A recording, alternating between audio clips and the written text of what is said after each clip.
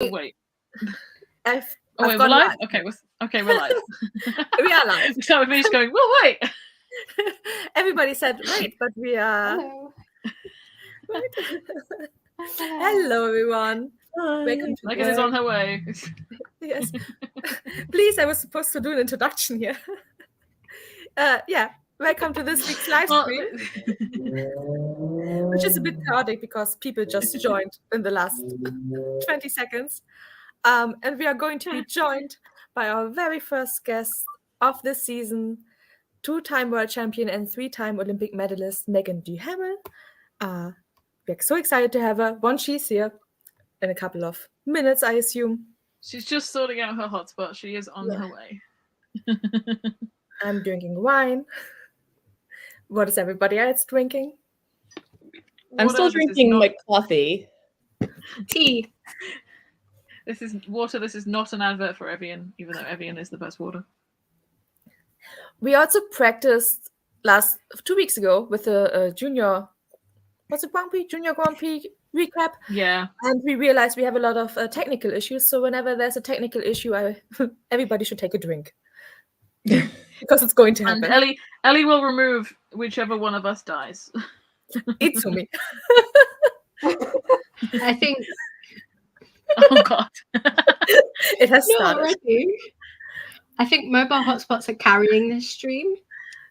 I don't know. Itsumi's I don't have one. But... Oh dear me.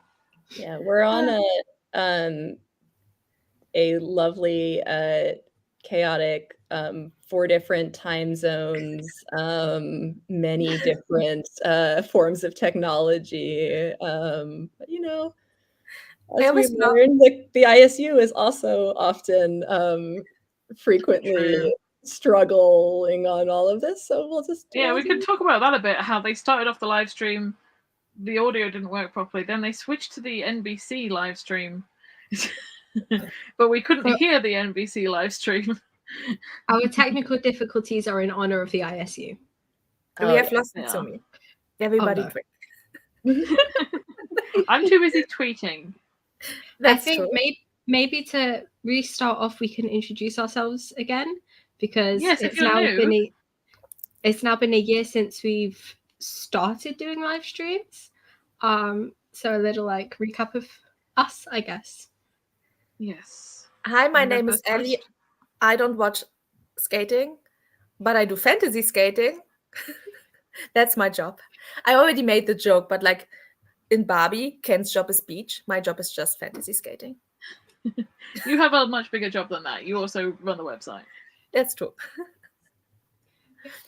And you're our guinea pig for we show you programs and you comment on them. So that's our the Ellie's GOEs are always fun. That's true. Yes. I don't know any technical elements, but I'm here for a good time. Hence the drinking. Do we want to go in clockwise order? Go Sarah next. Hi, I'm Sarah. I mainly do a lot of interviews, and that's about it. You do more than that. You also keep up to date with all the drama and what's going on in skating as well. I try. Oh, we have a question. We also have Meagan. Meagan is about to join, but where's everybody? Hello. We'll keep going around and introduce. I'm Lois. I run the Twitter and the social media. Fantasy skating is my idea, and we put it together in 24 hours back in the day. I do the previews. That's about it. I won't go to any more. Hey, I'm Anna, and I think we're saying where we're based as well. I'm in the U.S. I'm in Maine on the East Coast, and so still middle of the afternoon for me, which is why I'm still drinking coffee. And I tend to do interviews and try to go to as many competitions as I can to do live reporting from the mix zone and that kind of thing. And I was just at Skate America in person, got home last night. So Meagan, we introduced you a little bit, but so we're going around and introducing our team, and then we'll let you also introduce yourself. But Izumi, are you? We lost Izumi again. I don't know. Yeah, I might cut out. Can everyone hear me right now? Yes. Yes. Yep. Okay. So I'll just say it quickly before I cut out again. I'm Izumi. I'm from Japan, based sometimes in the UK, sometimes in Japan, sometimes in France, and I mostly do like recap articles, do some interviews with Japanese skaters, do a few other interviews. I might be going to NHK. That's still pending. But yeah, there you go. And we are so excited to have Meagan join us. Thank you so much for taking the time. Hi. I'm wondering I think everybody knows who you are. behind me. Oh. No, I think it works. It works okay. Because I'm at the rink and all the offices are locked, so I can't go in a room. So I'm just in the concourse. But it's quiet today, so it's okay. I think we should start the recap. One thing people are here for. And now we are very small tiles. Yeah, let's start. Do you want to give an overall opinion, or should we start with pairs right away? We'll start with pairs. Okay. Yeah. So, yeah, this is the podium. In first place, we got Annika Hocke and Robert Kunkel. By the way, I'm from Germany, so that's why I did this part. And you can pronounce their names so well. But now the rest is going to be all over the place. In second place, we have Leah Pereira and Trent Michaud. And in third place, we have Chelsea Liu and Balash Nagy. Hopefully. Yeah, good job. I still have a question about how to I know Balash is right, but I don't know about his last name because in the arena they kept saying Nagy, but also in the arena they were pronouncing everyone's names wrong, and they also said that Luna was from Belarus. So I'm taking. I know. I was like, no. I thought the CBC, like the British guys saying nog or not naj, like they weren't pronouncing the Y like in any way. Oh. That's definitely wrong, I feel like. I have no idea what's the right way. If we have any Hungarian viewers, please tell us how to pronounce his name so that we can do better in the future. It won't be their last podium, I'm sure. So how did you feel about this podium? For myself, I was pretty optimistic for pairs this season after seeing the Challenger Series, because we saw so many great skates from pair teams on the Challenger Series. Although these were the three strongest teams in the competition by far, I felt like this event was a bit of a step down in skating from what we saw on the Challenger Series. I think that these three teams and everybody else there is capable of more, and hopefully we pick back up to the level that was during the Challenger Series next week at Skate Canada. Yeah, I mean, it was obviously not as highly a contested event as it would have been if Riku and Ryuichi were still competing. Obviously, they had to pull out due to injury. It would have been kind of a foregone conclusion that they probably would have won this event had they been there. But I'm very, very happy to see Annika and Robert on the top of the podium. I know how much they've struggled with funding and, getting results that they wanted through injury or whatever the last few years. So I'm very happy to see them on top of the podium. Yeah, before we talk too much more, Meagan, are you able to tell us anything about how Riku and Ryuichi are doing? Well, they're skating. They were skating this morning. I saw them on the ice with Bruno and doing their rehab in Toronto and kind of, I think, like slowly going back to like building their elements. And it's not an injury that's going to like set them back very far. And it's not an injury that should affect his like skating career as a whole, because the type of stress fracture it is, it's very uncommon. He'll do the movements, which is more like a layback or a Buellman position that he doesn't do. So because he doesn't do those type of positions, it should be able to kind of like recorrect itself pretty well. It was just like bad timing. Yeah, it's such a shame that this means that, we won't see them in the final. And yeah, that I was very sorry not to see them here, or see them at Skate America. The team that I felt the most impressed with coming out of this competition, definitely, I would say, seeing the huge improvement that Leah and Trent have continued to make. Like, they didn't have their best possible skates here, but they've made such a leap forward. And then again, even seeing from Autumn Classic to here, Chelsea and Balash just are really coming on very strongly. I said before the competitions that they were going to be bronze, and people are like, no, they're only doing a throw double. Their content's so low, it won't happen. I was like, no, I think everyone else is messier than they are. So, well, they almost won with the throw double loop. If they would have just landed that throw triple sow, they very likely would have won. Yeah, and it was interesting. I talked to their coach, Jenny Mino, briefly, and she was saying that, they're going to be getting there, that they're just trying to build it up a little more slowly. They've had they came in with slightly different throw technique, and that they're just trying to get them comfortable with it, because it didn't come together as quickly as like the pair elements were like a really easy first thing for them to come together. Mm-hmm. So what were your highlights outside of the podium? Ooh.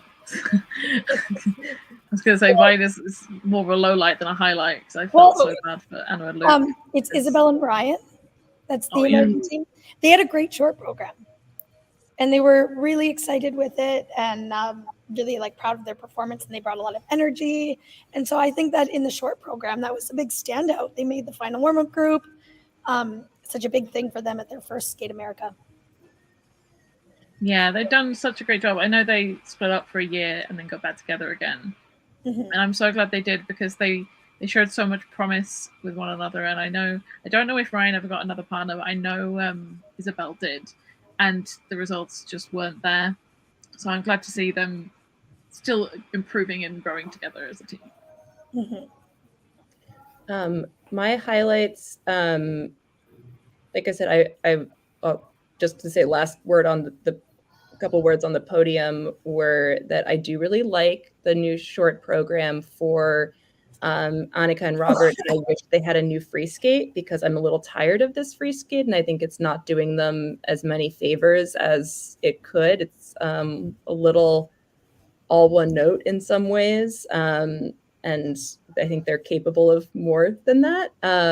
I did think that the Gladiator was a really great choice for Leah and Trent. And it was funny how they were talking about it, where like they did Pirates, which is sort of like a very kind of, basic choice in terms of like artistry. And then this was like the next step up. So it made me start thinking about how you could rank the war horses in terms of their artistic complexity. And Gladiators maybe still on the easier side of how to express to it, but that it was like that next step up for them, and they had some really nice moments. But I think that the team that stood out the most to me that wasn't on the podium was Valentina and Max, the other American team that we haven't talked about yet. They had a terrible short program technically, but artistically, it was my favorite program of the event. I really think that the Rhapsody on a Theme of Paganini is like just so, it suits them very well. They're a team that is capable of just a lot of emotive skating. They're not necessarily the strongest like skating skills in terms of speed, but they have these beautiful dance lifts. It had the most complex choreography. And so it's a program that I'm really excited to see, hopefully see clean at some point this season. And also talking to them about how much they've been working on their jumps and their getting a jump coach and really, really trying to not let that be the thing that holds them back. I was glad to see that Valentina did land a one of her triples, and it looks actually much better than it had previously. And so I'm, they're the team that I kind of have a soft spot for. And so I'm, hoping that they'll be able to get themselves together a bit technically. Yeah, after their short program, my friend sent me a message and he was like, that's the type of skating I want to see from a pair short program. Like we both really enjoyed it. And I really liked them as well. But just echoing your comments, Anna, that my friend had given me pretty much the same about the program and the dance lift and the content that's in it. And he was just thinking like it's such a shame that it didn't work out this time, because that's the type of short we want to see pair skaters do. Yeah, I'd like to give a shout out to Irma and Ricardo. In the warm up for the short program, they had Irma had a collision, and I think got her leg stabbed. So the fact that they went out and did that short program, literally they were the first couple to perform from after that warm up group. I think that was very impressive. Their free skate didn't go to plan. It was a lot worse technically. Respectfully saying that, but it obviously didn't go to plan. But yeah, just impressed with what they were able to do after that short program collision. They're a team that I feel like I noticed a lot of improvements on since last year on Ice on the Sheffield, and that they're coming together as a pair. Their just basic skills seem to be a lot better than they had then. I enjoy the fact that we have 2 Italian pair teams now where their free skates have cat ear buns. You're the 2 that, because you've got Lucrezia Vicari with her hair in little cat ear buns for cats, and then you've got Irma as Catwoman, and so they're the 2 and Irma and Ricardo are the 1 Italian team that doesn't train at Ice Lab, and so I like the idea that they probably came up with these ideas in isolation from each other and then are both doing that. But I saw Irma, in the mix zone right after, and she was, bleeding through her tights, like really, had really gotten. And the next day that she said that was also part of why the free skate wasn't so good, that she was just in a lot of pain. And in the moment of it, she said that she almost wanted to thank, Max for kicking her in the leg, because it kind of woke her up, and she was very, very determined in the short program that she wasn't going to let it stop her. And so it almost gave her a little jolt of adrenaline that was helpful, even though it was disturbing. But I was impressed by her kind of grit there. Any other comments on the pairs event? Yeah, so I feel so bad for Anna and Luke, because I have seen so many improvements in their elements and their skating since last year and the year before, and they just haven't been able to put a whole skate together yet. They've had such a remarkable improvement on their twist. It was by far their worst element, and after the twist, sadly, in the free skate, everything kind of fell apart and everything went wrong. And obviously they had only a week in advance notice that they were going to come to this event, so they probably didn't have optimal preparation time. But yeah, it felt. And the adrenaline levels of competing back-to-back weeks, yeah, you hit an adrenaline crash after a competition. It doesn't matter if it's good or bad. Your adrenaline just drops and it crashes. And every day, the day after a competition, I've very rarely seen people skate really well after coming home from a competition. They hit that crash for a day or two, then they rebuild. It's Anastasia and Luke didn't have a chance to hit that crash and rebuild. They just had to keep going, and it's not sustainable if you're not trained for that. And they just found out, so of course they're not trained for that. Yeah, I was sorry for them. They're a team that always looking for them to hopefully be able to keep climbing, and they've competed so much this season, and that's been a big part of their strategy. But it was nice to see that the twist, which was the thing that was really holding them back, is looking stronger. And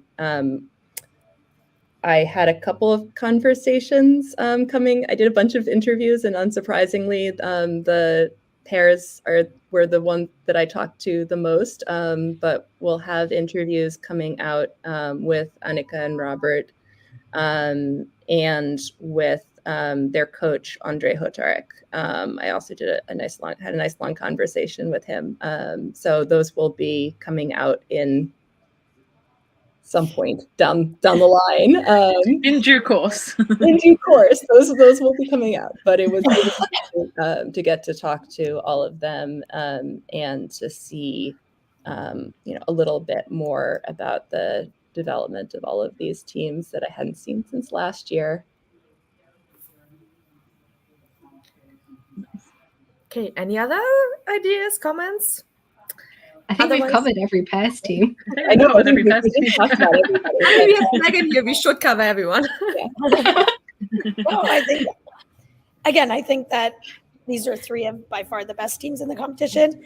I think they can all skate better. I think they all expect themselves to skate better, to score a little bit higher. I think that a team like Annika and Robert have had the right strategy because they've competed so many times.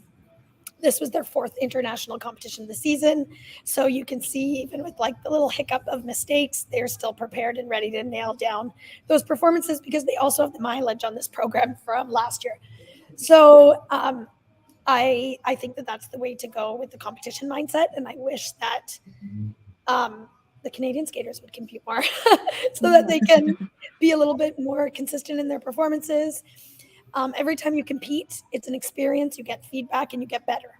You get better after every competition, whether it's good or bad, because you learn. And I think we need to be investing in competitions more in Canada. Yeah. I think we have talked about that many times before, that the Canadians don't send their teams or their skaters to competitions often But enough. there is like a lot of local competitions still that people can compete in too. Like I used to do a local competition at the end of September every single season. And sometimes I was the only team and sometimes there was a few other teams. But getting your feet wet, doing a 6-minute warm-up, doing a performance in front of an audience with your costume. I mean, there's no harm in that. It makes us better. It makes everybody better.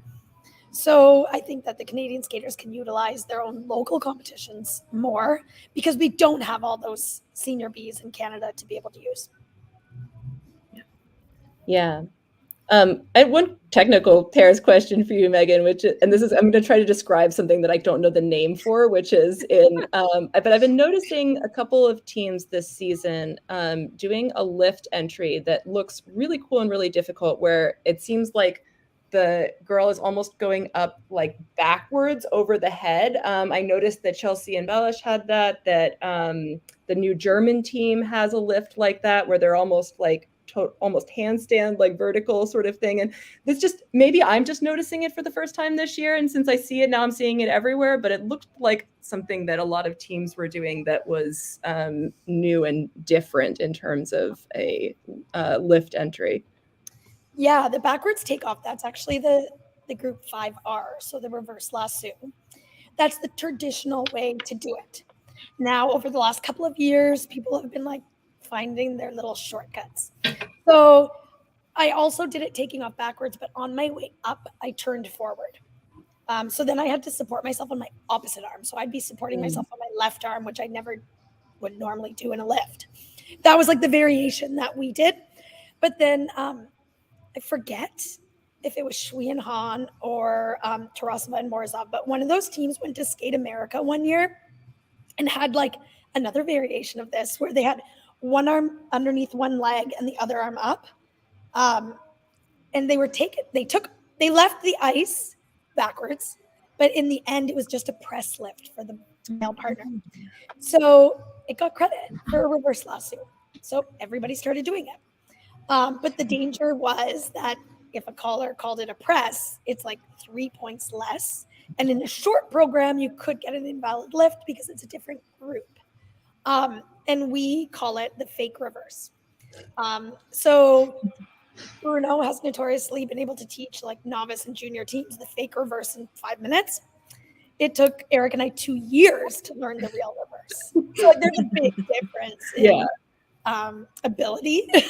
But the technical panel started allowing it. So it was like, it's an easier version. Why wouldn't you? But it does look like a little bit awkward and the girl's a little bit stuck. So I'm happy to see so many people go back to the traditional 5R, which is the backwards takeoff. The girl's hands like underneath their bum. And they can turn forward once they're up there, or stay backwards in their position. But yeah, the through the legs 5R that lots of the other teams do in pair skating, not even at my rink, like notoriously in pair skating around the world, it's like, yeah, I just do the fake 5R, like the fake reverse. Skaters themselves call it that. Oh my God. It's become like a joke. I was hoping that eventually they would say, like, you can't do it like that anymore because it is significantly easier. But since Paris has no technical committee with the ISU, there is nobody to make that decision. So they just keep allowing it. Wow. Yeah. Looking at the time, I think. Yeah, we should probably move on. We should probably move on. Anna, I'm so sorry to jump on you like this, but we decided that you would present the men. Sure.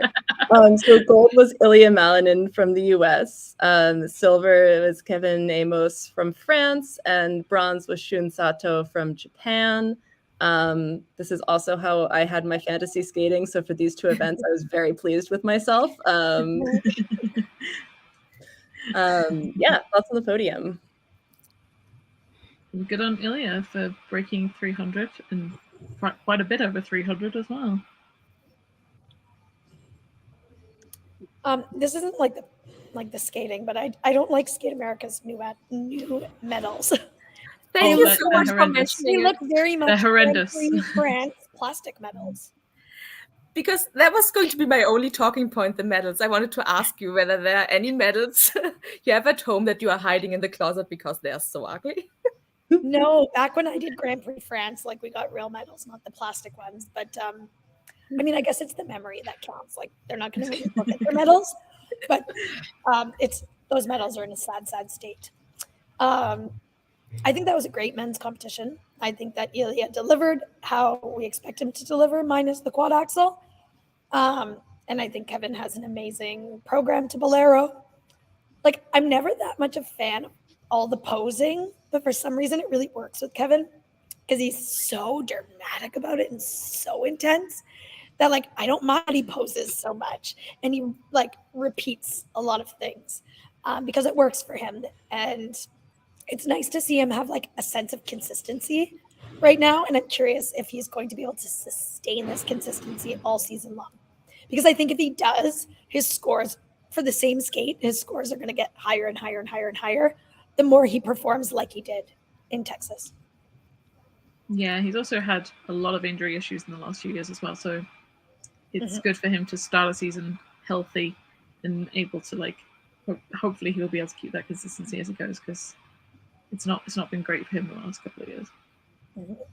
I was deeply impressed by the number of fans he had at Skate America. I felt like I was expecting there to be, like, huge cheers for Ilya, but Kevin had almost as much support in the building. And I was like, where did all of these Kevin fans come from? I mean, it was nice. It was good to see his skating. All places. But, like, I know.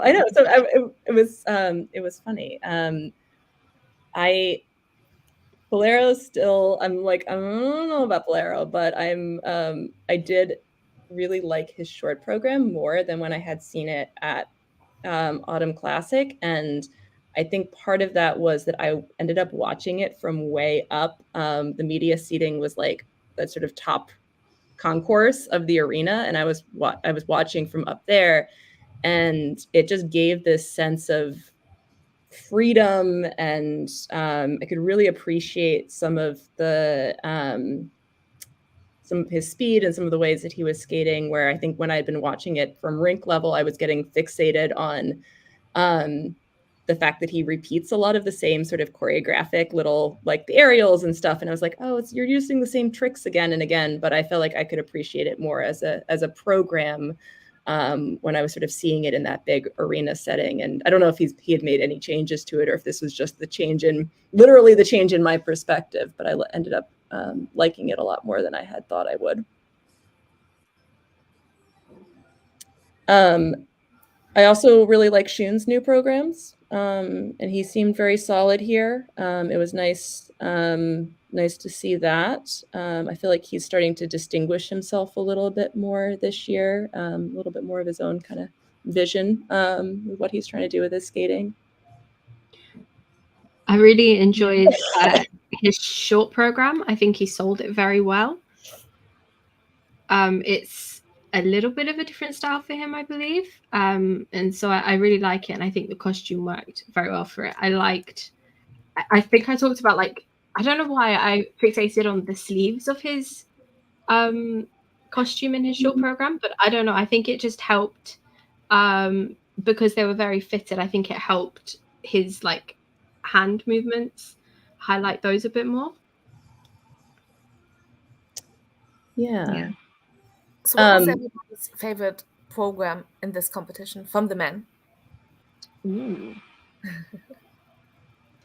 Well, I mean, I'll go ahead. You can go. I was going to say, I don't know if I can pick between the two of them, but Torgashev is such an interesting skater and stands out as somebody who really wants to do something different. I know he said that in the mix zone. He doesn't want to kind of do paint by numbers and do classical things like everyone else does. He wants to put his own stamp on skating and do things like that. And I think he's just a very interesting skater to watch. If there's anyone's step sequence you're going to revisit watching, it's always going to be Torgashev. Yeah, this was my first time seeing him, and I did really like both seeing him and talking to him. He seems like definitely a personality, like a skater with their own like view and personality that you can see that kind of both on and off the ice. I'm biased, and I will not surprise anyone that I say that my favorite programs were from Denis Vasilyev's. But what surprised me was that this was, I had seen his short program in training before, but I hadn't seen the free skate. And I was surprised at how much I really liked the free skate and the choreography, because I was skeptical of it being this sort of this blues number. It doesn't have a kind of an easy climax or structure to it. I thought it was actually really well crafted, and it left an impression, even despite it being a terrible skate technically, and and you could tell he was out of, not fully in character even with it. But it's something that I'm very excited to see continue to build, and that was sort of a pleasant surprise for me. That's the one he choreographed himself, right? That's Stefan did that, the free skate, and Shaylin Bourne did the short program. They said on the screen that he did that program himself, his free skate. Oh. So I don't know what the interesting. No, that's funny. No, Chris, I mean, on the ISU stream had said something that sounded like that. But I loved his costume for that program as well. Like kind of like the pink shirt. Yeah, he's got when I saw him in the mix zone afterwards, he was like very red because he had fallen like on his chest during in the axle, and I was like, ooh, that looked very painful. Because there's no illusion mesh, it's just like full deep V. But I did like that, and it was I did an interview with him and an interview with Stefan, and they both had things to say about the symbolism of the costume that were not quite the same things, but that's my teaser. But that there was a lot of thought was going into the why of those costumes this year. And Dennis How much do you think it takes a man to get a costume deduction? I was wondering that when watching Kevin, because it was a bit distracting. Like a lot distracting. It's becoming a trend this year as well. Like there's several men who are just like full chest out. Yeah, it's like at points in Kevin's free skate, like it distracted me from what he was doing skating. And I just felt like it was just a bit too much. I was like expecting him to just like rip it off at some point. I was like, is that where this is going? Well, which is what Nico Ragazzi actually does. Like halfway through Nico Ragazzi's program, he rips the chest out of his costume in the middle of Moulin Rouge. So yeah, there's just like, it's like, I don't know, it's really deep. Like Kevin's is deeper than Nika and Dennis's cut. Yeah. And yeah, just like at times I was watching that and like confused instead of watching what he wants us to watch, which is his skating and all his tricks. Yeah. Yeah. What do you think about the trend of skaters either skating really, really close to the judges or finishing their programs, like staring right at the judges? And that it seems like quite a few, not only ice dancers, but with Luna and with Kevin, there's a whole bit of a trend of that in choreography this year. I do find it like a little bit uncomfortable. But I love on the camera's view at the end of Kevin's program, we saw that judge go right and enter a +5 for the choreo sequence that had just happened. Her finger goes right to the +5 and then the camera spans away. But it makes me uncomfortable. But like having listened to judges for like 2 decades talk to me about what they want to see, I think the judges love it. Oh, okay. The judges want to be like part of your performance. They want to feel something from you. And they want they like so many times the judges were like, I want to feel like you're just skating for me, just for me. Like I want it to feel that intimate.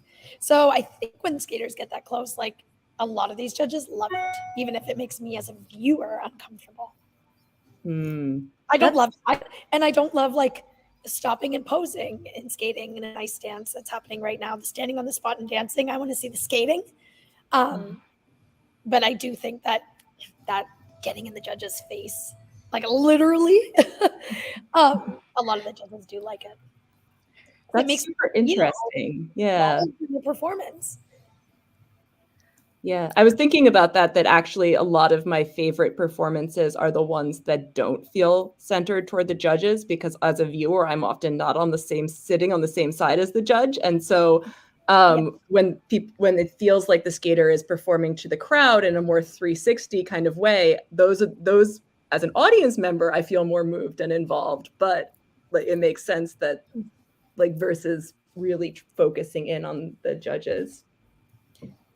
Yeah, if you're sitting on the other side of the rink, you get a lot of back and a lot of choreography. Yeah, but also I wonder which judge do you pick to look at in that moment? Do you look at all of them? I remember one time, like I never got that close to the judges, but I was doing my footwork at the 2013 Worlds, and we had this like crazy music to La Boheme, and it was like really outgoing footwork. And we are having a really great skate, and I was really into it. And like so many judges looked like really excited. And then I saw this one judge, the Chinese judge, was like, and in that moment, I was like, oh, he doesn't think I'm very good right now. Like, and in the middle of my footwork, I was like, oh, I guess like I'm not getting a +3 from him. Yeah, so. Did you check afterwards? It's interesting. Like, what if Kevin went right up to a judge that was like that serious, or the skaters that do that? They wouldn't get the same impact. I wonder if someone would like make it their mission to like, if there was a stoic judge, if they would like focus in on that one and try and like make them laugh or make them crack.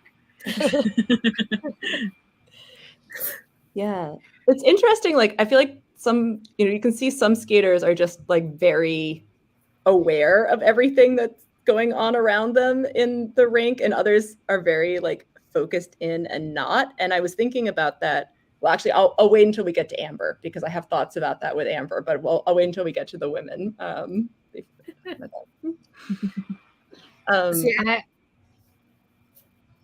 My question was any more opinions about men. So I have a couple of shout outs to Maxim Naumov, who is bouncing back from injury this season.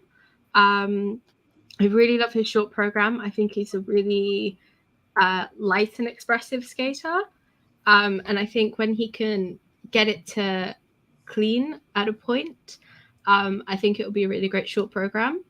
I also wish some skaters or some men, I know why they go for quads and like the risk of not going for one in a short program. But like me personally, I would love to just see a clean program instead of a quad attempt when it's going to end in a fall. Yeah. Yeah. the one man who did not attempt a quad was Andreas Nordebach, and I really enjoy his skating, and I was disappointed for him that he wasn't able to put out clean performances, because I think he could have actually, with this field, done better placement-wise than he did, even without the quad. But he was fun to watch live. Again, somebody I haven't seen a lot before. And the other person that I feel like I wanted to mention was Vladimir Lidvintsev, because for sheer entertainment value and confusion, it was like he was skating in a different competition than everybody else when he showed up with those costumes and his music choices. But I was getting a little tired of everyone's very serious and introspective programs, and then he was just like pure chaos. And the fact that I wasn't in the mix zone, but one of the other journalists who speaks some Russian asked him about his choices, and that he was wearing the tiger stripes intentionally to get us to talk about the fact that he was wearing tiger stripes to the Lion King, which I was like, well, good job. You did it. All I'm talking about you. So that little bit of trolling was very funny to me. Like, who thought of that? I think his coach. The whole thing was his coach's idea, but yeah. Interesting. Because I think that's so good for social media. Like, people talk about that. Yeah. I mean, I spent 3 minutes making a meme about it. I put his face on the Tiger King. You fell into the trap. I did. Mission accomplished. Also, brief shout out to Nozomu, because he is a skater who's been very serious and not very performative in his final year of juniors last year, and I was very impressed by the improvements he's been making. Obviously, he's not at the highest level of Japanese skaters yet, but I was very impressed with his improvements. He was skating so well, and then all of a sudden, at the end of his free skate, was like a complete oops. He couldn't get himself back out. Yeah. One last question I have for Meagan.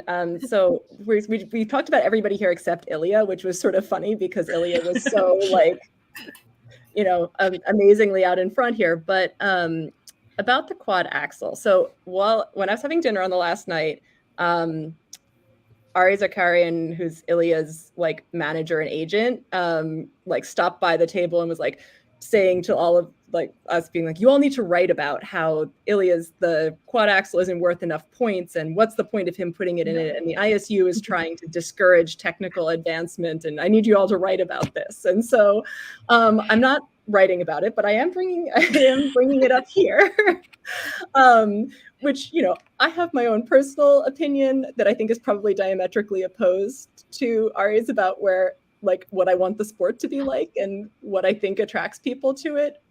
But that said, should the quad axle be worth more? Should there be a point value for quints? Is the ISU kind of dragging their feet on this technical advancement? Well, I mean, we haven't seen evidence of people trying quints right now or doing quints, so I think that's a bit extreme. But I do think the quad axle should be worth more. I don't have the sheet up, but not long ago I was looking at I think it was Worlds last year, or a competition Ilya did last year, and it was one of his other quads and the quad axle was only 1 to 2 point difference. And doing a quad axle is significantly harder. First of the forward takeoff, plus you have an extra half of a turn than the other quads.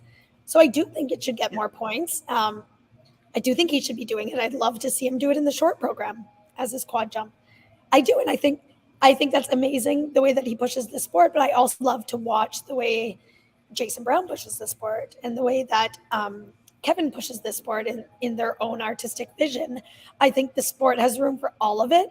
I think we shouldn't be limiting people in how they want to push themselves. I think it's up to the skater and the coaches and the people around them to decide that, not up to the ISU, because everybody's going to have different strengths and different ways to push the sport. Ilya's not going to push the sport in performance quality and artistic creative movement, and that's fine.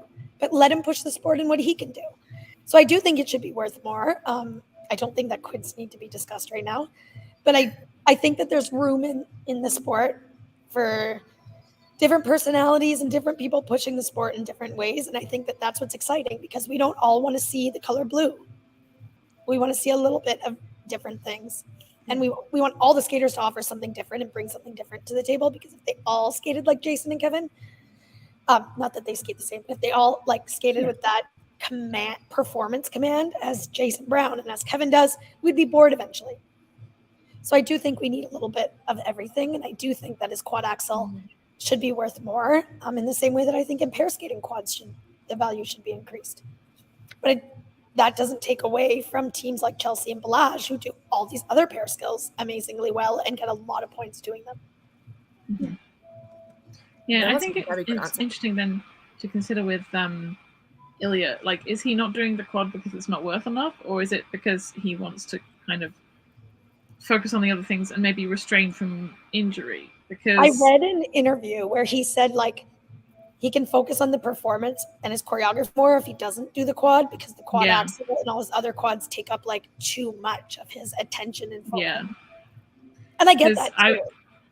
I was very critical of him last year for pushing so hard. I think it was at Espo, because it was so close to the final, and he said he was injured and he was still doing the high level content. It's like, you didn't need to do all of that to win.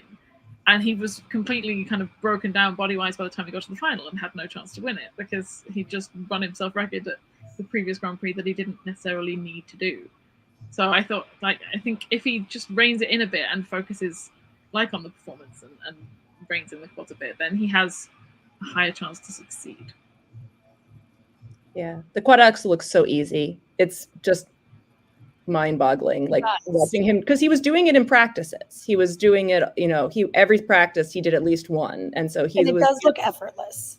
Yeah, and that doesn't mean that it is effortless, or that that it doesn't impact his performance, but it's certainly all of his quads just look so easy. But I did like both of his performances. Both of his programs are a step up. I think that in sending him the message that he's going in the right direction, I think his PCS are getting overscored, but they are definitely an improvement. I think also, like, the crowd definitely, I always say this, but like we always say, like, oh, like competition, like if a competition is in Canada, oh, Skate Canada politics and gets good results. I don't think it's necessarily like federations politicking, but I think judges' impression is changed with the energy of the audience. Of course it is. As a skater's like getting halfway through their program and the audience is getting into it, of course it's like it brings like this uplifting energy to the rink. So the judges, like, all of a sudden things just start going a little bit higher. I don't necessarily think this, like, when people get like home cooked judging is from federation politics, more than judges are human beings. Like, when I'm in a rink and somebody's skating really well and the audience is going crazy, all of a sudden I'm more interested in what they're doing. It's just like, it's human nature. So I think that happens a lot. We probably need to move on to ice dance. Just the next category. In gold was Madison Chock and Evan Bates of the USA. In silver was Marjorie Lajoie and Zachary Legar of Canada. And in bronze was Evgenia Lopareva and Geoffrey Brousseau of France. Yes. I think Madison and Evan, like, obviously came in as the favourites to win.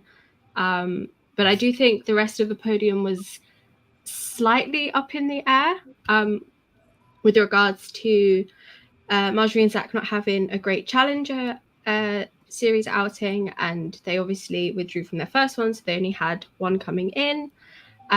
Michael Parsons and Caroline Green withdrew from their second challenger and changed up their program. I think there was a lot of ice dance that could scoring that could have been sort of either way, and the Tashlers and obviously Evgenia and Jeffrey as well.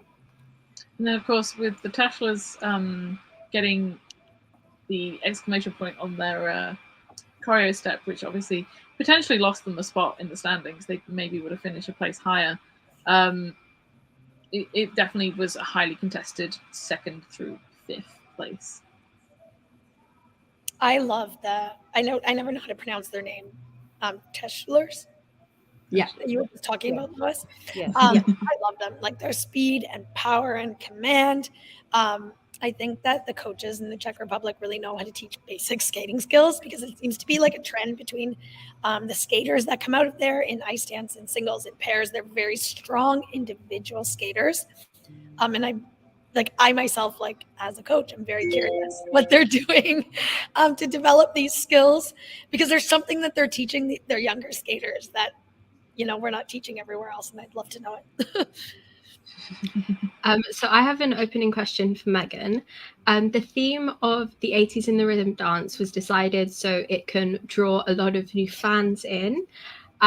What's your thoughts on the 80s programs that you've seen so far? I feel like I'm never a fan of the rhythm dance theme. No, I like this. It's entertaining. It brings a lot of energy, which I like. But it also has the ability to be tacky. And costumes have the ability to be tacky.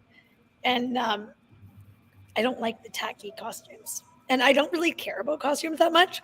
But sometimes when I see the colors and the shapes and the patterns this season on some of those rhythm dance costumes, I'm like, oh my gosh, how is this going to draw in new views? People are going to be like, oh my God, there's those weird figure skaters again. So I feel like it would be really cool if, and it would be an interesting way to view skating skills if the theme was the same, but everybody had to wear black. So everybody's leg line was the same. They had black pants on and black bodysuit.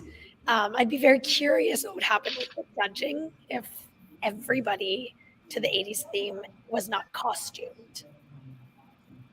That's a thought that I've had over the years for other themes as well.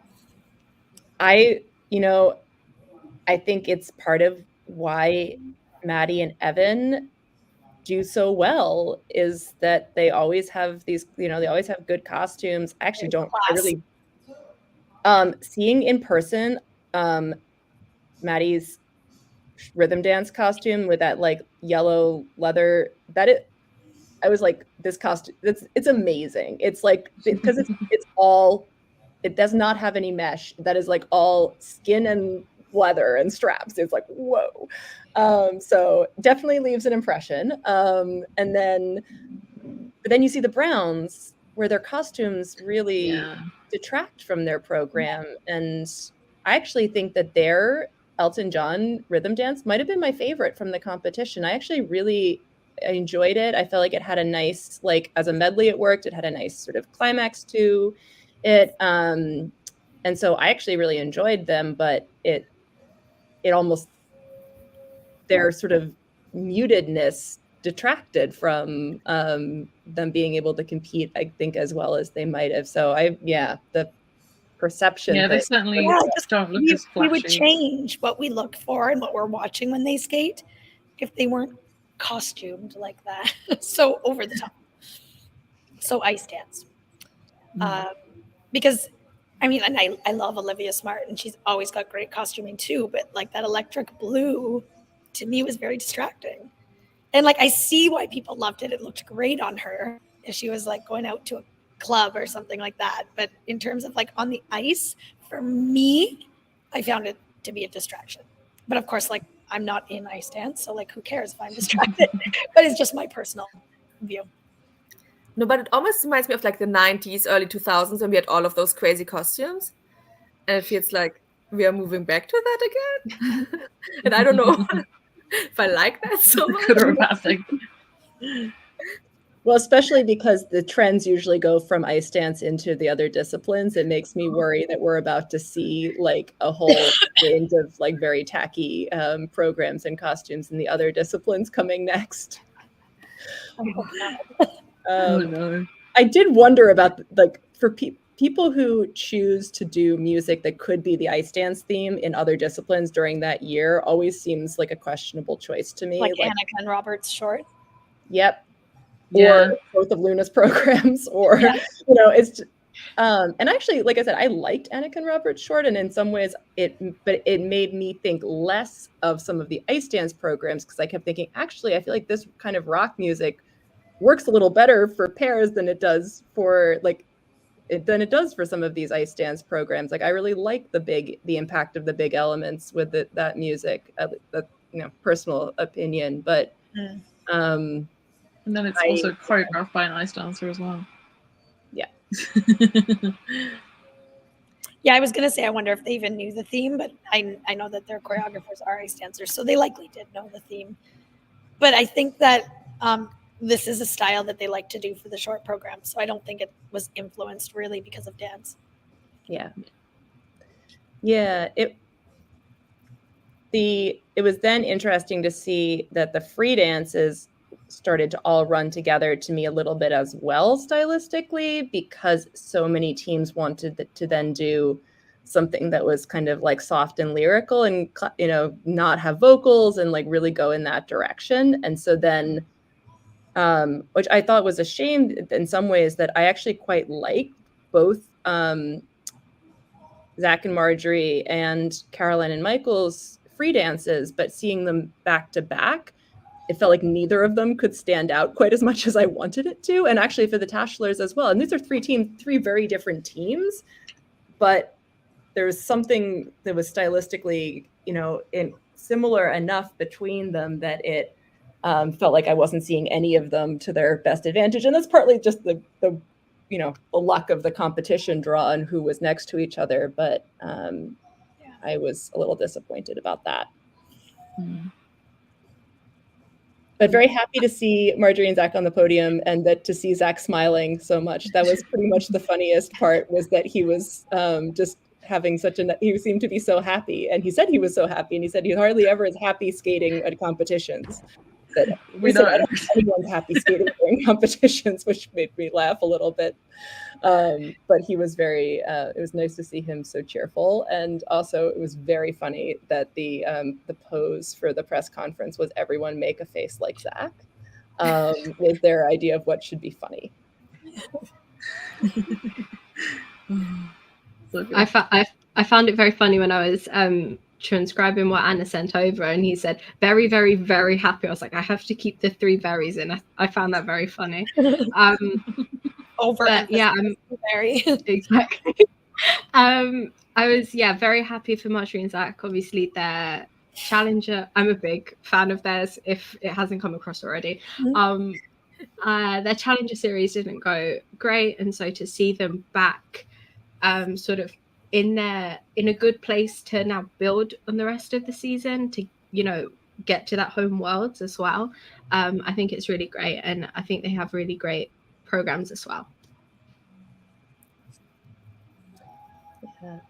The other team that I wanted to give a shout out to was Hannah and Ye, the Korean team. I think they did, coming in that new senior, not a lot of expectations kind of place. I think they did very well for themselves here, and also really made a lot of new fans.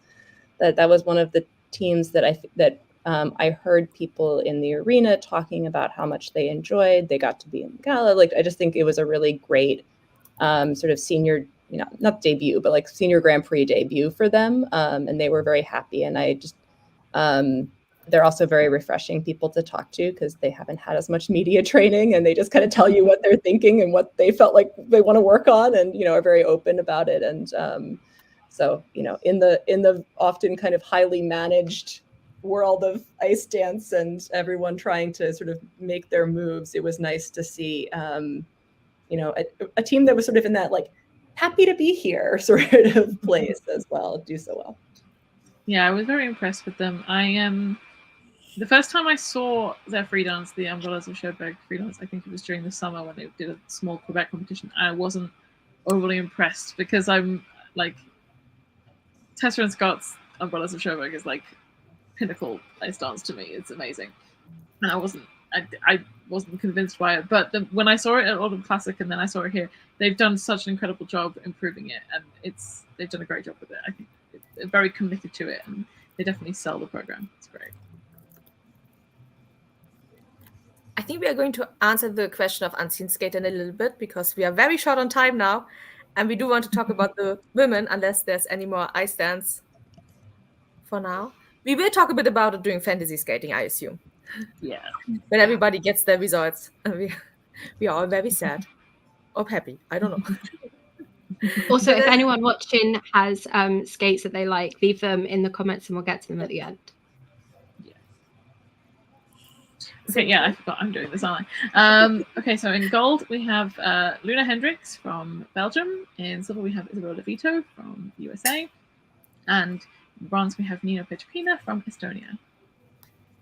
I want to say I've long been a fan of Nina, and throughout the last 2 seasons felt like she was, when she delivered good performances, was consistently underscored. So I was really happy to see her hit a great score in the free skate and win a medal at Skate America, because I think that she's been flying under the radar. She's had very interesting programs, a lot of choreography and transitions within her programs. So yeah, I always thought she was like a little star, and now I'm like, okay, now she's getting the results. I like that. Yeah. She was so shocked. She didn't realize until somebody told her that she, like, backstage, that she was going to get the medal, and she like almost had to go like sit down for a second because she was so overwhelmed. It was very moving to see how excited she was about it. Like, did not think that was in the cards for her going in. Because they always underscore her, and now she's scored what she should get, and she gets the result. Yeah, I think she made quite the statement when she was at Shanghai Trophy. I think it was a very, very solid performance she put down there. And she like the first challenge she did, I think, was Lombardia, and it didn't go very well. But like when she went to Shanghai Trophy, she completely nailed it. And everyone was like, "Oh, wait, she can go up there. She can do this." And then she did it again. Yeah. And the more you do that consistently, those scores just keep going. I forgot we had a slide for this. I love when like new countries break history and do new things. I'm so happy she's the first. So hopefully they have a flag next time. Yeah, I know. I can't believe they did that. Yeah, that's one of those things that I've talked to people about, and I think that it's one thing for the competition organizers to not have a flag. That's pretty unacceptable. There's also the whole thing of like, did your team leader remember to bring a flag for the skater to have taking the pictures? And it's funny to see like which, like the US and the Canadians are like on it. They have their flags. They know what they're doing. Nobody else ever, it seems to be like having that on their radar as like a task for the team leader. And so it's like funny. I was just like, who adopted that as like a thing that you have to do versus who sort of like, oh, I guess they could go grab a flag from the audience. That's fine. It'll do. And then you get worlds where everyone's trying to find a flag for Luna and no one has one. Yeah. And maybe you don't want to jinx it by bringing one. Well, I know. So no, it was funny to see that. I had such mixed feelings about some of the, like, so starting with very happy for Luna that she's skating so well. She looked so strong, so prepared, just like absolutely clued in. Seems like she's getting, she also just seemed like she had a great attitude, saying like how much she wanted to skate for herself and to enjoy competing like after a hard season last year, and just like really wanting that for her. So like I loved all of that. I really dislike both of her programs, which is just not, I think I would not mind it so much, A, if I wasn't feeling like I was hearing too much Madonna from the rhythm dance, and B, that they weren't both that. And I want to say, like, I don't, on the one hand, I like that she's doing something that nobody else is doing in the same way, and that she's like, only she could go out and do these programs. They feel very emotionless to me in a way that I would like. Yeah. I've always found her skating to be a little bit detached, where she's like, she has the star quality skating, but she doesn't have the star quality like skating personality. Like, can I say that? Like, I don't mean it in a bad way. So like, it's like it never like matches, and yeah, I don't know if it's like a confidence thing or if it's even something that can be taught, or it's just innate within one's personality. But I do feel the same thing. I feel like I'm never drawn into her performances. She just goes through the motions, and that's what it looks like to me. I'm sure that that's not what she's doing, but that's the impression I get. Yeah, I think her performance quality was better when she was younger and there was less pressure on her. Like back around her first Olympics and after that, before the injuries struck or whatever.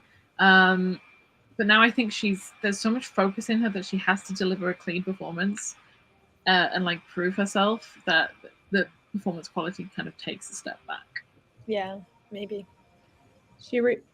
She reminds me a little bit of the thing that Jimmy Ma told me earlier this year, which is that he wanted to have a program where he could skate with resting bitch face, and that seems a little bit like what this free skate is, where it's like if you're gonna be like I am super focused in, and that's the face you're gonna give, then like maybe voguing you could be like I have that face. I don't know that I may just be have nothing to do with what she's thinking about it, but it was what popped into my mind. I was happy for Isabeau. I think, she was also very strong here. I think her jumps looked not as bad as I was afraid of.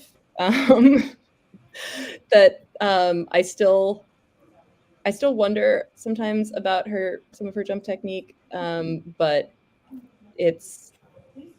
she looked like she was confident in holding it together. So, and she said, I don't dislike her short program. I like her short program for her. I appreciate her trying something different. I'd love to be like a fly on the wall and see like, is her coach like trying to fix some of that jump technique? Like, do they break down the jumps and like today is like technique day. We're just going to work on the basic technique of all our single jumps and then try to rebuild that to doubles. And like, do they go through that focus, or is it like not even in the back of their mind because they're like, oh, we're still scoring well. We don't need to do that.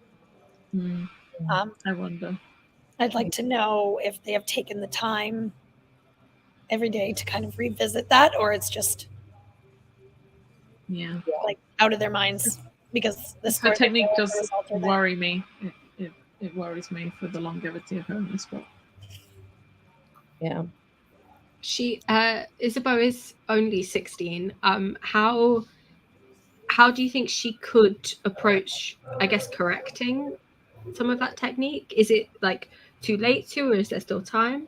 Oh no, like I remember when Joanie Rochette was like 16 or 17 and she had an incorrect edge on her triple lutz and her coach would not let her try triple lutz until she could correct the edge on the single. Then she was allowed to work on doubles with the correct edge. And then, only then, they could reintroduce the triple. And then she ended up having a pretty good triple lutz for like that era that she was competing in. I think that they have to take the time to do it. Instead of doing 100 triple lutzes a day incorrectly, maybe they focused on some simple walkthroughs and some doubles and, only do the triple before and during a run through, and during the rest of the time, keep readdressing the technique. When I say lutz, but I mean it for whatever jump. I don't think it's too late, though. Yes, Kimberly. We also love it. We do have to look at the time, though, because we know you have to leave in like 5 minutes. Yeah. That's okay. So Bruno's with my skater, like right below me right now. I can hear them. Okay. So I asked him to start my lesson, and then I'll join and replace him. Amazing. Because we don't want to rush you because it's so interesting. Oh, that's okay. No, he's with me right now. Okay, perfect. Can we say a little bit about Amber? Because I was so heartbroken for her, but so proud of her for landing that triple axel. I think I and everyone in the audience thought she was had a 15 to 30 seconds of thinking, oh, wow, she's going to win this. And I think she also thought that, and then it fell apart, which was a shame. It was an interesting time for it to fall apart, like at the end, like when you're you're there, like you're like riding that high, you're in the moment. Something had to happen to take her out of the moment. It's like that zone, right? Like she had to have started that long program in the zone, as we say, like in sports. Like the triple axel, the triple, everything. She was like in the zone, and something had to happen to take her out of it. Or she simply doesn't have the training of full run-throughs right now. I don't know which one it is. I think like all of a sudden she fell in like under rotated jumps. It was, like, she messed up her triple sow cow, and then the rest, yeah. Yeah, I think she mentioned, I think I saw a quote that there was so much adrenaline after the triple axel and the crowd and everything, and she just kind of, she had too much adrenaline, and I think as she got towards the end, it just went. She just like faded. She had used up everything that she had in the tank. Yeah, and of course she had the injury a few weeks back that she collided with another skater in training, so she had to. This was her first challenger season. Yeah, got a black eye and everything, and super happy to see everybody posting her triple axel, because I have an exercise I work with all my skaters on off the ice, taking off of an axle on like one of those like little skate spinners, and their goal is to like go up on the toe and turn as they jump into their H position. And I screenshot Amber. This is at the quarter mark of her takeoff, and she's exactly in the position I try to get my skaters to go into. So on Monday, yesterday, I came to the rink and I was like, so did anybody watch? And like, of course, kids these days, right? None of them did. They don't know who she is. So I was like, well, I'll show you her triple axel. And like, do you want to do a triple axel or a double axel or a single axel like that one day? Because she's doing exactly like a really good technique. So I was like so happy to see this, to prove to my skaters, like, if you want to do a triple axel as good as Amber, you have to like keep on working and doing what we're doing. So it's like, I love that. I love like all those little like technical details, but she's in like the perfect position there on her pre-turn, getting up to her H position, and she gets such a powerful climb, and then she's so sharp with her hips into her rotation, and I just think it's like the perfect triple axel. Yeah, it was a beautiful jump. Like, I have no idea about technical. Yeah, we can't. The GIF isn't working, but it was beautiful. Yes. Yeah, it is very good. And she landed a ton in practice. She was landing everything in practice, super solid. She looked really well trained. And I think in general, she has struggled a little bit more with like the consistency, putting things out in competition. Like often says she's like, I came in, I was landing everything. I had all these clean run throughs. So the thing that I was noticing, and I'd love to ask her about this sometime, was just that it seems like she's a skater that is very aware of everything that's going on around her at all times.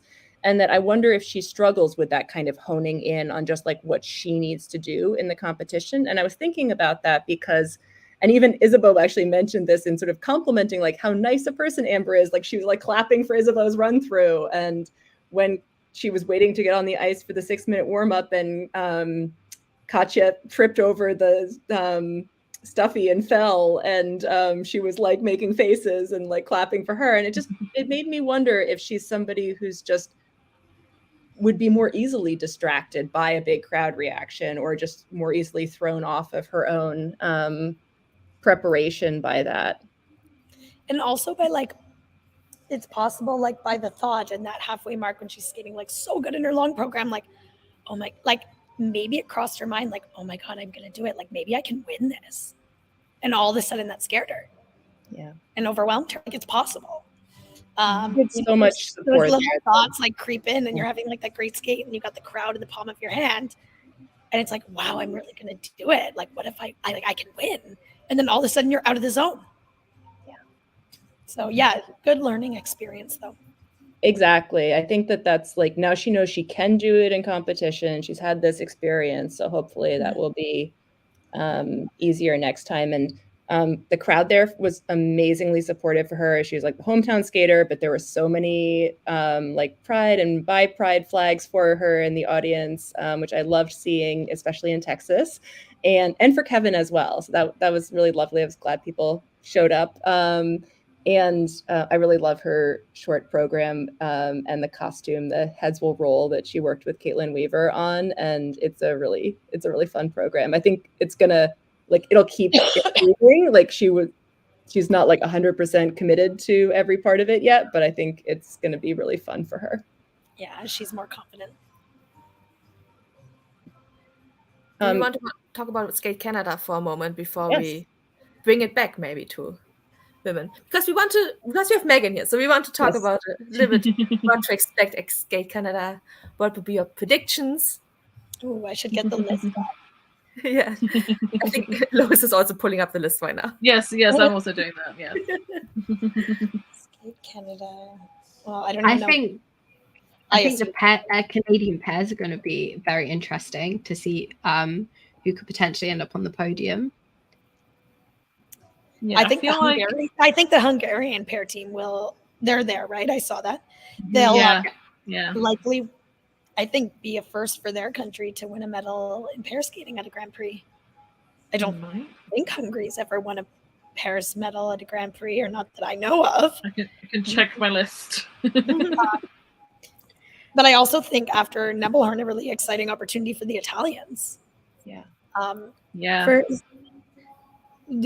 don't know how to say her name. Lucrezia.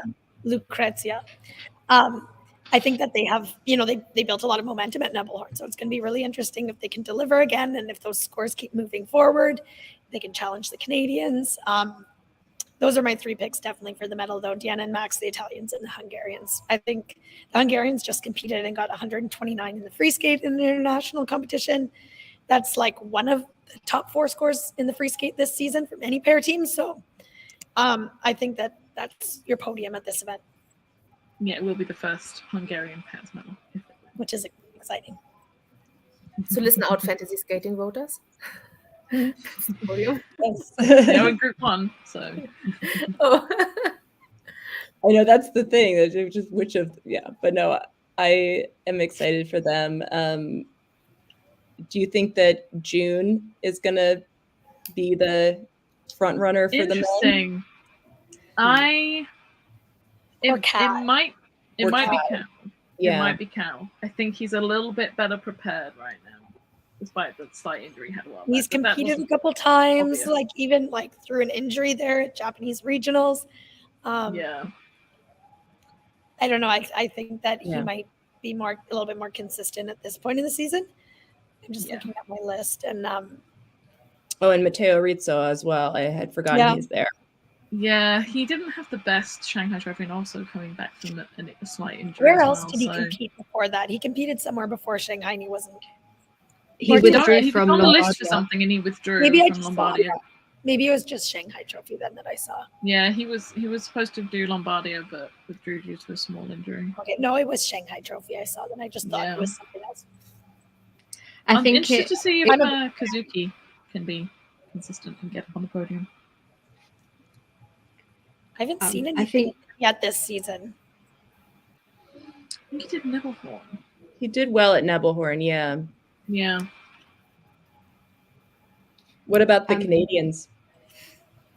Oh. Well, it'll be interesting to see who comes out on top of the 3, because we only, for those spots at Worlds in Montreal, limited spots to see where Canadian men's is. They've all been inconsistent for the last 2 years, these skaters. So it's really hard to pinpoint what people are going to do, because from competition to competition with these skaters, with these 3 Canadian men, it kind of changes. So I think Wesley has a lot of potential if he can lay down some clean performances at home. It's not only at home, it's his hometown. He's not just from British Columbia, he's from Vancouver. So talking about the influence of an audience, he could have the audience with him at the event. Yeah, and Alexa's based in Vancouver as well. Yeah, him too. That's right. He's there. I'm happy Alexa got that spot. I think a lot of people are trying to figure out who would get the host spot between him and Steven Gogolev. But I'm happy Alexa gets a shot at the Grand Prix and a home Grand Prix at that. Mm-hmm. I agree. It'll be interesting, but I think June and Cow will be the 2 guys gunning for the gold medal here. Do we think it's a clear win for Kaori? Let's look at the women's list. I would assume so. Mm. I think Chaeyoung is potentially up on the podium. Yeah. She had a fairly good Chaeyoung Kim. Oh, I love her. Yeah. Yeah. Yeah, that's one of my favorites. I'm interested to see Lindsay Thornberg as well. I haven't seen her in a while. She looked very good at I saw her in August. I mean, and she was looking Grand Prix ready in August. She's somebody who, depending like if she gets rotations or not, but if she gets a, clean, she could do quite well. And I think like in a field like this, if Maddie Schizas can deliver, she does have a chance to win a medal, but it comes down to her delivering, getting those levels on the spins, getting clean jump calls. But I think that she does have a chance for a medal in this field. I think that it will need a clean short and a clean free skate to get it, though. Yeah. Rinka also like has the potential, but whether she'll be able to do it. She's not been quite as high this year as she was last year. A lot of inconsistent women in this field. Yeah. Yeah, and then I'm excited. Three of my favorite skaters just to watch, but not necessarily for the podium, are going to be here in Star, May, and Laranaki. And so they're all skaters that I enjoy watching, and I'm looking forward to seeing them. And I hope they have good skates, even though they don't necessarily like have as much of the harder content. Mm-hmm. Yeah, and I think looking like forward to the dance, it'll be very interesting to see what happens with Fear and Gibson here, kind of like at Piper and Paul's like home competition, to see how close they are. Yeah. And just Piper and Paul haven't competed all season, and Fear and Gibson have a couple of competitions under their belt. Feedback to adjust programs. They had time between their Challenger series and now to go home and like make those adjustments. So it'll be really interesting. Like, are Fear and Gibson closing the gap between Piper and Paul and them, or is the gap still gonna, kind of be there? Yeah. I'm really excited to see Piper and Paul. I feel like it'll be interesting to see their new material for the first time. Yeah. Agreed. And then the Browns are going there again, so that's it's a back-to-back for them. Yeah, which we don't see very often. No, they're the only skaters doing the back-to-back between the two. It's not the battle between the three US. I'm looking at the list and wondering, like, the bronze medal in dance, pretty up. Yeah, I feel like it's going to be interesting because Peyton Bai got a huge score at Autumn Classic that they hadn't really replicated anywhere else before. Zingers Kolesnik have been quickly rising through the ranks. But you would think it would be Reed Ambroulavicius. I'm terrible at pronouncing his name. You'd think it would be them, but you never know. There's a real opportunity for somebody to claim a spot here. Yeah, like career changing for whoever's going to kind of like be in that bronze medal position. Big opportunity for those dance teams. So there's like a lot of pressure on them to step up and get that Grand Prix medal that might not get anywhere else. Exciting. Yeah. All right. I think we can let Meagan go now to coach her team. We'll continue because we still have to reveal the fantasy skating results. Awesome. Thank you so much for your time. Everybody. Love talking to you. Thanks for coming on. And enjoy Skate Canada in a few days. Yes. Bye, everybody. Thank you. Bye. All right, that worked well. Thanks, Meagan. This was so interesting. I'm so glad she was in. She always has such interesting, like, technical aspects, which I never thought about. I do want to go back to women because I stand quite quick with women. I felt so bad. I didn't want her to stay. She said she has 1 hour and 50 minutes. I didn't want her to stay that much longer. But yeah, if there are any more ice dance opinion or women's opinions, we also lost Itsumi quite a few times. I'm so sorry. No, I know. Well, if anyone watching also has opinions, please let us know. Oh yeah, there was a question for Anna. Oh yes. I had mixed feelings about this. Like, I think it was a pretty well organized event in terms of like the logistics, almost everything except for the fact that the especially the practice announcers were horrible. They not only could they not pronounce anyone's names, they gave them the wrong countries. They frequently told them that their practice was over when it wasn't. Like, so I don't know what was going on with that, but that was not good.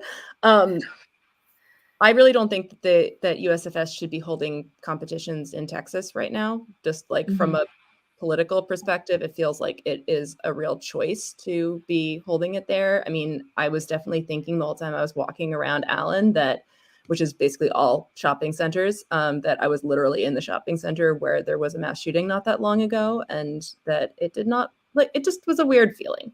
Yeah. Like, you know, I don't want to demonize like a whole state. Like, I think the skating community from Texas that showed up for the event was fantastic. People were super supportive of all the skaters. Like I said, I loved seeing the way that they really showed up for Amber and for Kevin.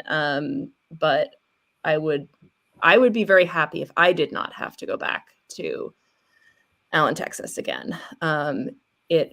Yeah, so from that perspective, I would love to see them go someplace else for Skate America in the future.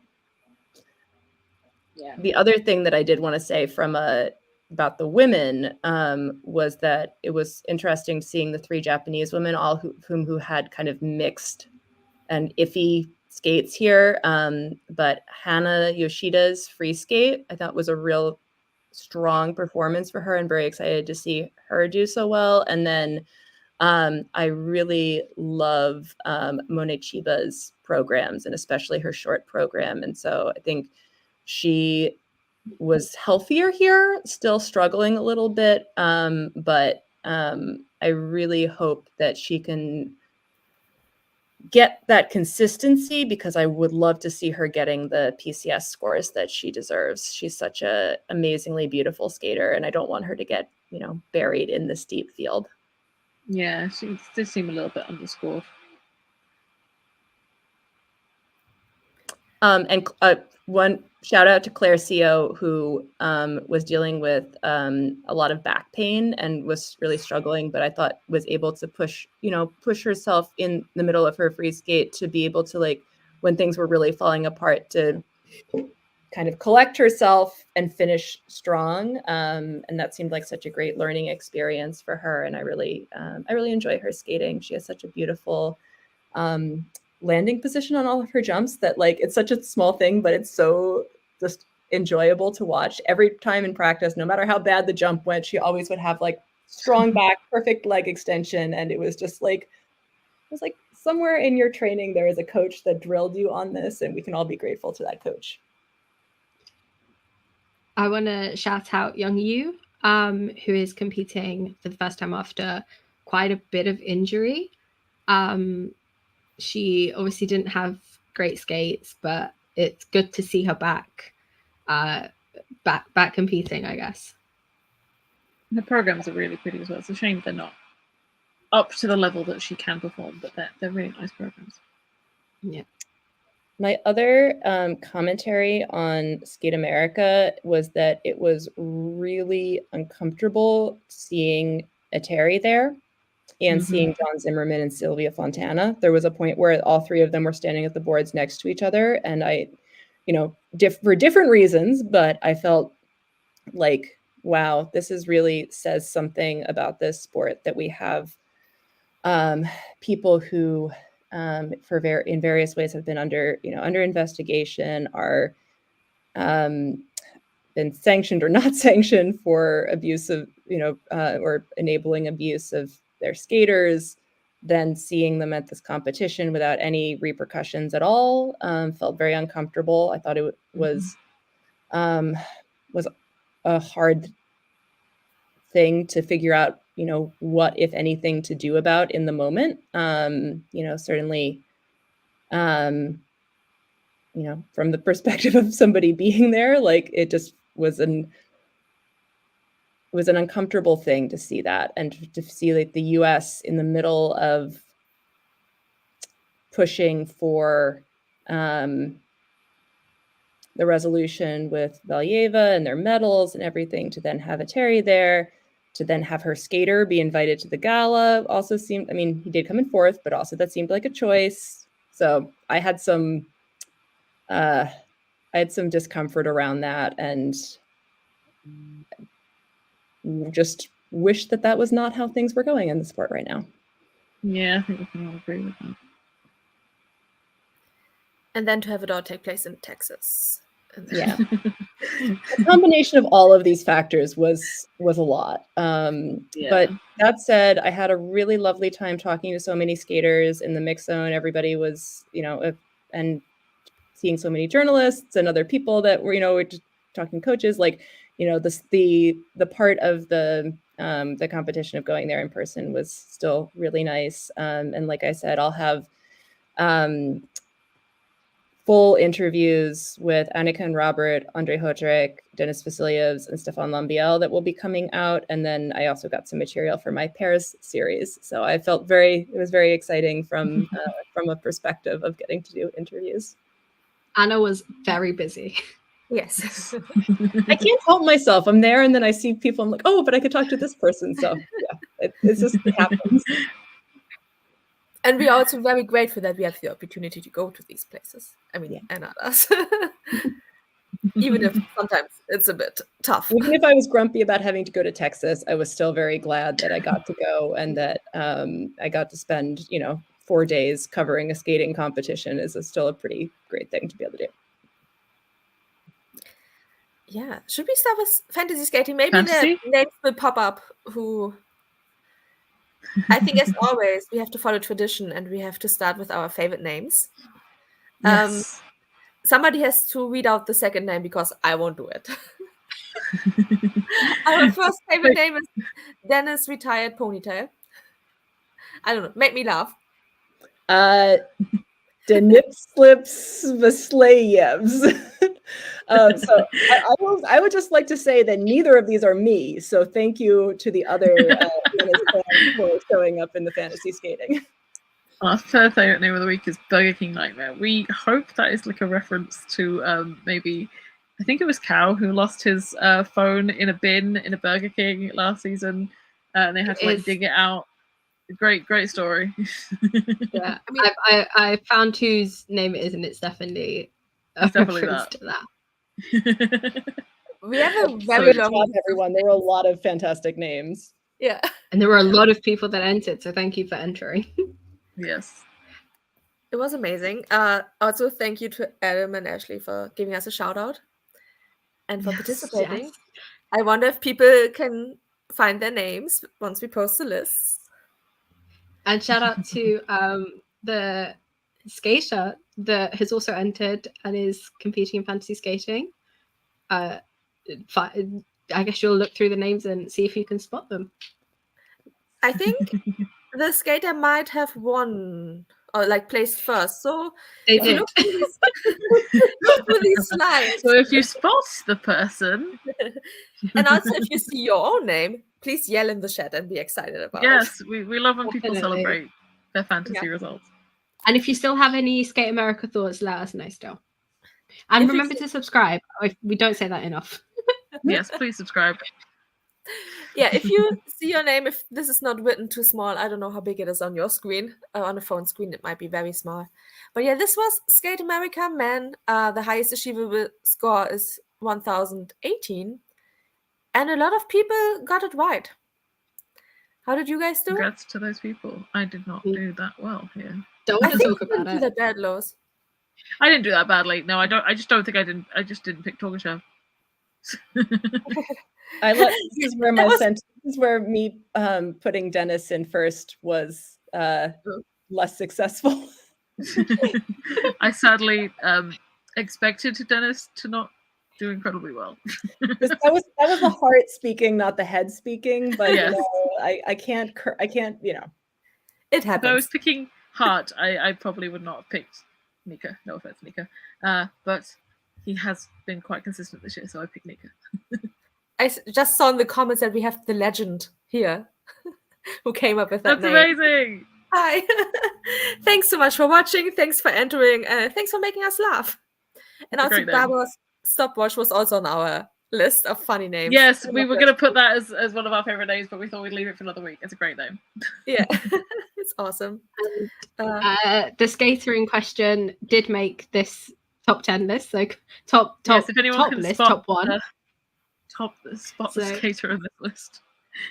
Congrats to Yari. Participating. Oh yeah, that is. It's not Yari hidden very well. No. Yari I forgot it was men that he won. So congrats to Yari.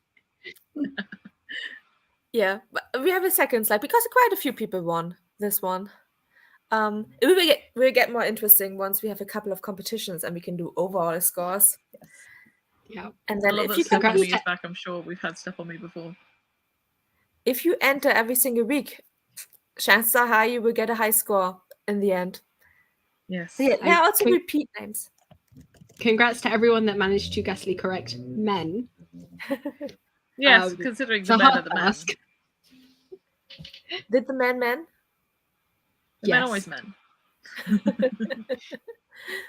But also Yelin Bauer has entered before. Step on Me has entered before, unless people are repeating names. Yeah, I think they're probably the same people. Yeah. So glad to see you back.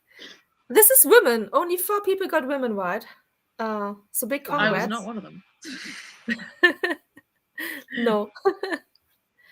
I did pick Nina though. I did pick Nina. Yeah. Mine is so off. Next year, there's always a chance. Well, next week you can recover. No, everybody. No, you can recover. No, you won't. You can recover. Of course, you can recover. So yeah, this so is many women. points.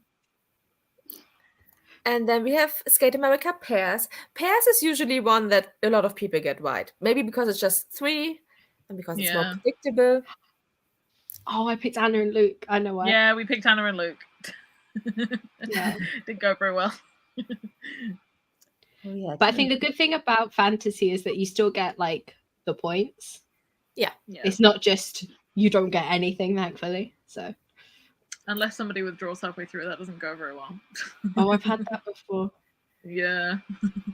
I need to know what's up with Brian Auster's tissue box management. Do I want to know? I don't know. Let's not ask. I don't know what that means.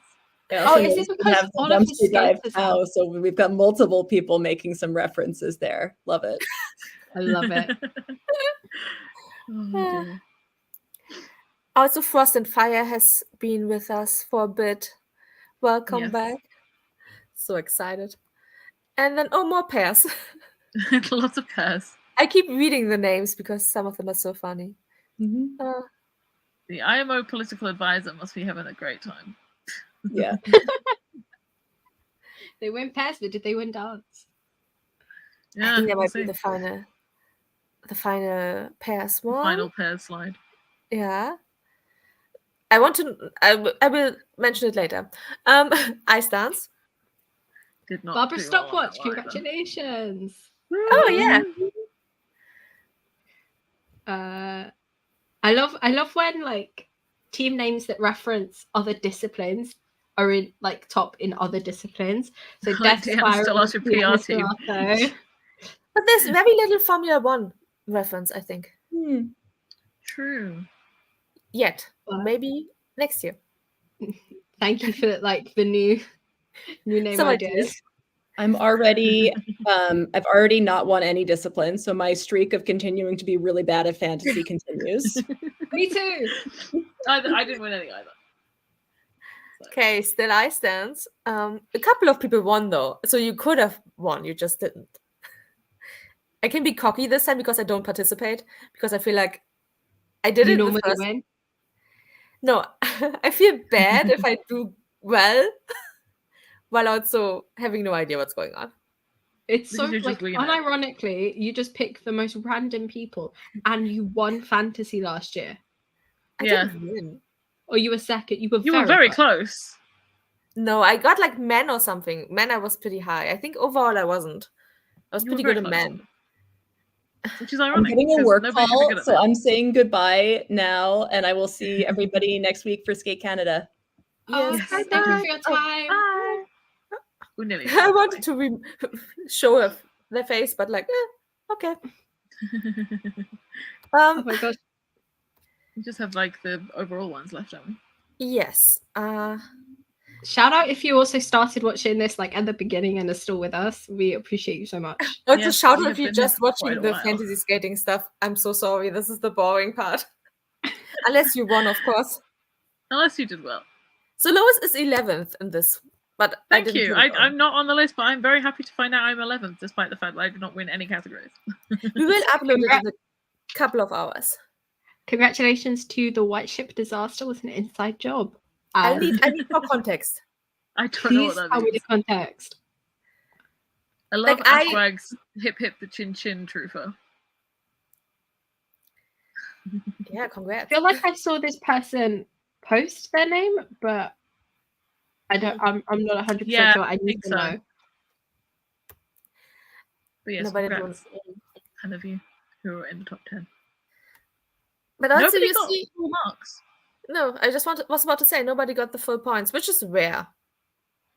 Barely people get full points. Yeah. But yeah, I think that was it. Yeah. We did it. And we are down to 3 from 6.